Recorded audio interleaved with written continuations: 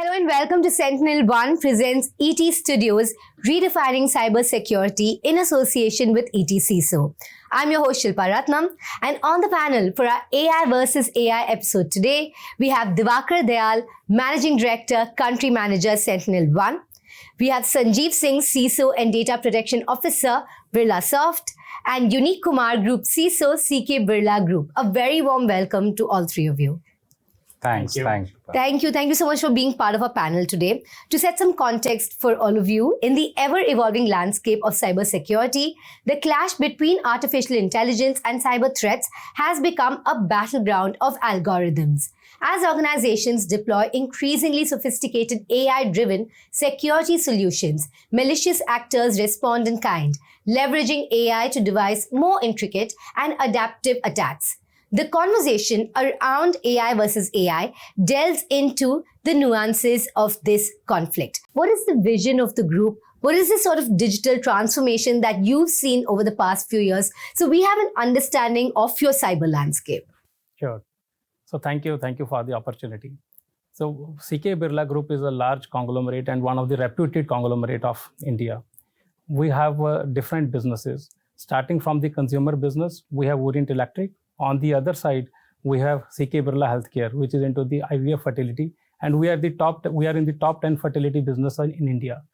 On the other side, on the B2B, we have Birlasoft, which is a large global company, caters to the global clients.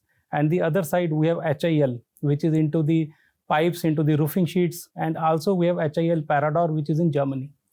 We have NBC Bearing, which is a large manufacturer of automobiles. And on the other side, we have a company which is into the cement business. And we have large paper industry with the name Orient Papers. We are also partner to Caterpillar with the name Jamco. And we have the premium institute that is Birla Institute of Technology. We have companies Avtech and we have company like Neosim as well. So these are the traditional businesses. And we have a philanthropic initiatives. When I talk about philanthropic, we have hospitals, that's the Trust Hospital. We have Birla Institute of Technology. We have schools in Kolkata. We have school in Jaipur. And we are doing a lot of digital transformation over there as well. At a group level, we consider 3 initiatives at a larger scale. So we know that technology is the only way to enable the business and to multifold. Number B, we are leveraging the data. Third, we are also creating a census. We are creating a points where we can connect to the internet. Third, we are also considering cybersecurity on a top priority. Apart from that, we have the challenges in the growth as well.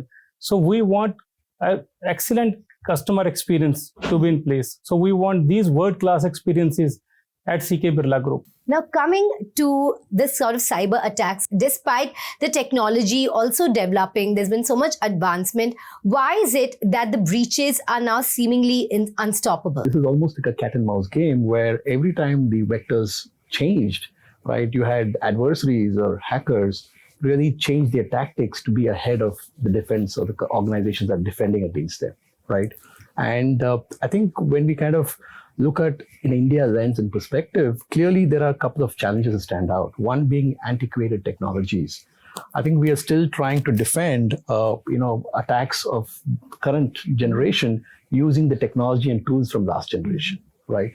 Second being, I think cost is obviously been a concern for businesses, but we look at really reducing areas to, have better cost controls. When they touch cybersecurity, they are again touching an area where they are basically stepping back ahead of, compared to the attackers.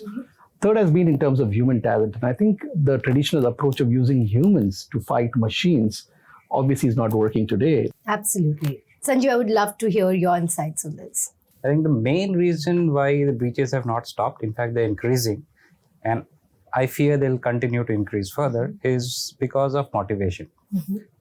Since 2010, once blockchain and other technologies came in, which gave anonymity, which allowed attackers to monetize what they were doing. Now, despite what we do as defenders, right, attackers have a big motivation to earn money. That's some great perspective that you've brought in. Unique, what has been your experience? I totally agree with Diva and Sanjeev. So nowadays, for every business, technology is the enabler, and business has to grow many folds. I have not heard a single CIO or a CISO talking about the digital transformation. Every company is doing a digital transformation, and in the manufacturing, you listen about IoT, you listen about Industry 4.0. When you do these things, then your sensors are getting connected to the internet. And when you are connected to the internet, you are also, the vulnerabilities are also getting exploited. All right? the assets are On the assets, that is one. Secondly, when you look at the ground level realities, do you have the sufficient people who is managing the show? That is also one of the biggest challenge. Third, it's not a war between the hackers and the defenders. It is a war between AI and AI. Specifically talking about the number of cyber attacks that we've seen, they've grown by 500%. Why do you think that is? The bulk of the attacks, it's not arithmetic, it's geometric progression. Very good question. So there are multiple reasons. One is geopolitical, another is the target-based attack. Third could be the attack and the revenge. So that is one side of the story. Same is happening in the today's world. There are a lot of applications which are getting added to the same infrastructure. People think, okay, let's adjust one more. But have you seen are you ready? Are your basics right? Do you need to scale up? That is not happening. There is tremendous pressure to add more applications every day. There are a lot of silos IT which is happening in the organization. Number two, there are 5.3 billion internet users. Few years ago, it was 2 billion. Are we ready at that stage? I know majority of the companies, majority of the CIOs and CXOs calling me that they had a breach. They don't even have a security team. They don't even have a CISO. How you can think about the digital transformation if you don't have the basics right? So that is the reason, the cyber attacks have increased. So it is very important to put the right control, right people in place if you want to handle this challenge. You're talking about the increase in attacks. This is, of course, in a large way due to AI. But help us understand, how is it that these cyber attackers are leveraging AI to use and come up with all these multitude of attacks? The world has become so interesting on this side of the dark web side. Is we are seeing mature threat actors release tools, right, that could be basically rented out or purchased by penny hackers, right, who primarily for maybe tools like, as an example, ULF GPT, right, is available for $300. That could then be, and with a lifetime of license as they claim, which could then be used by these hackers or students, like they said, who are coming out of colleges, to make a quick buck because the investments are low, right, and the chances of getting an attack using this AI tools, where they can generate automated spear phishing, campaigns. They can basically get access to database like CVEs, right, integrated into the hacking tool so that they can understand organizations' vulnerabilities. A lot of this is automated. So really the entry barrier for somebody to do some damage, you don't need to be super smart and super intelligent, right? And I think this is where we are seeing AI being used extensively, right, and ahead of even the organizations, because they don't have guardrails. So it's been minimal effort and maximum results for these attackers. And also with added problem of cartelization that we're seeing, no-code applications coming up. How are you combating this as CISOs? Solutions like EDR, XDR, they provide us defenders a chance to have a good visibility into the entire attack chain. Even if somebody comes in, initial access, am I able to stop it before they cause me the real damage, which could be, say, deploying ransomware or exfiltrating my data? If I stop them before that, I still win, right? And that's, I think, as defenders, we have to realize that. Instead of trying to stop them at the gates, realize that they still have a lot of work to do. And it's much easier to detect and stop in post-exploitation phase once they are in, because then for the attackers also, it's a very, very narrow field. And currently AI is not autonomous. It doesn't have that intelligence to get inside an organization, understand the context, craft an attack and do it. That's still humans, right? And they are limited by what they can do.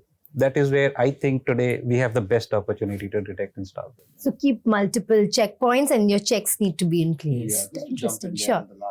point, right? Today, there are threat actors in the dark web market who basically are trying to upskill themselves by offering tools, right, which they can sell to his side, to his point, which can evade and bypass the best of EDR technologies, right? So primarily, what the weaponized AI, era is opening up is, helping attacks make it cheaper, right? Make it far more dynamic, right? Make it quickly, right? And most important is make it as easy as just a $30 buy.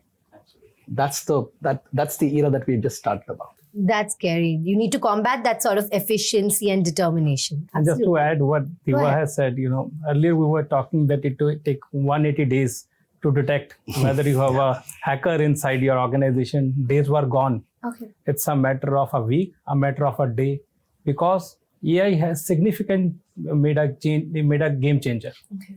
Now, in a few seconds, it is determined whether the hacker is inside or not inside. And it is a real game now. It's a real threat, which every organization has to think very thoroughly.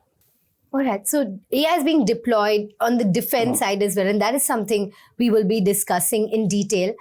Okay, coming to that, when we hear about AI versus AI in cybersecurity battlefield, how ready are organizations today to leverage AI-based tools and technologies to strengthen their cyber defenses or enhance their security posture? Because as we heard, the attackers are definitely leveraging it to great advantage. Today, in my organization, for example, we have built in a lot of use cases, dynamic, risk-based. It says, somebody coming in from somewhere which they're not supposed to, or doing something which they are not supposed to, I'm not going to not allow them access to sensitive information unless they reprove that they are really the person whom they are, whether by throwing additional MFA challenge, a more secure MFA challenge, or verifying that the device they're coming in from is official corporate laptop, etc. That is allowing us to create a flexible, user-centric security I would say paradigm, which on one side helps user experience, and on the second side, it helps me protect the environment and secure the company. Okay, so zero trust in practice there, absolutely. Absolutely, right? It's still not AI, Okay. but yes, absolutely, zero trust. Diwakar, would love your expert view on this. Yeah, I think, clearly, to his point, I believe AI on the side of the defenders is going to help, basically give us an advantage, right? While the adversaries are obviously using that, leveraging that to, come after us. And, when you look at company like Sentinelone, we pioneered this approach almost 10 years back, right? When we designed the first, EDR agent, where we did not use traditional signatures, right? We used, to his point, machine learning, large LLM models to understand really attacks from the past, but also behavior-based engines to understand attacks that we've not seen before, right? And that kind of gives an advantage in terms of a DNA of a company which has almost a decade now in AI to really lead with this. So as an example, we use a lot of this learning, right, to basically help organizations see badness, right, analyze the badness, right, respond to the badness, and wherever possible, remediate the badness, right? We have patents in terms of, really automated rollbacks from any kind of a ransomware attack, which basically helped, make a big difference in the war against ransomware. We just made sure that we can automate the entire process, right, of prevention, detection, response, and remediation, right?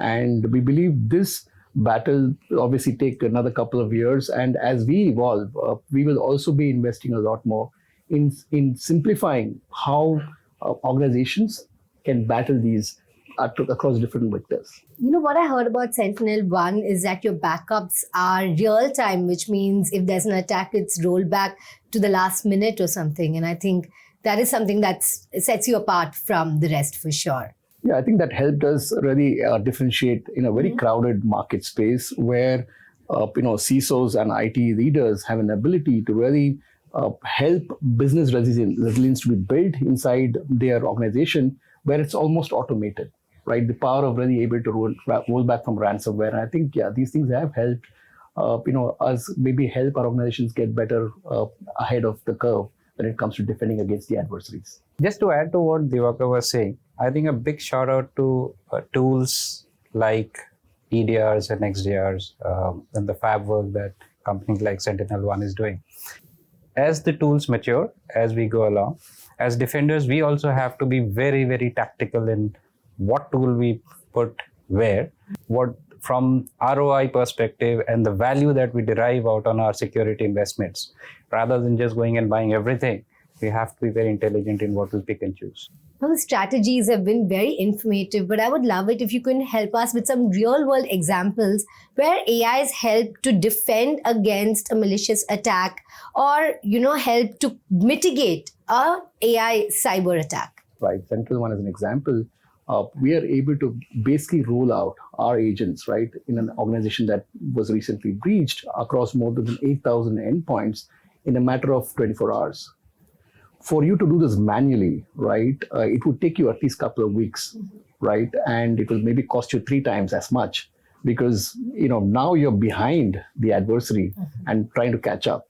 So this is where, a platform like Sentinelone, which has been designed to kind of be autonomous in a way that we understand threats, the way we manage ourselves, the agent itself, helps to kind of overcome these barriers of time, costs, and most importantly, manpower. Sanjeev, you could give us an example where you've used AI to successfully ward off a cyber attack. Oh, many, many times, almost on a daily basis. Like I said, modern tools. So we also have deployed an XDR platform for our environment. What it does is, earlier, before we had this platform, there were pockets of information available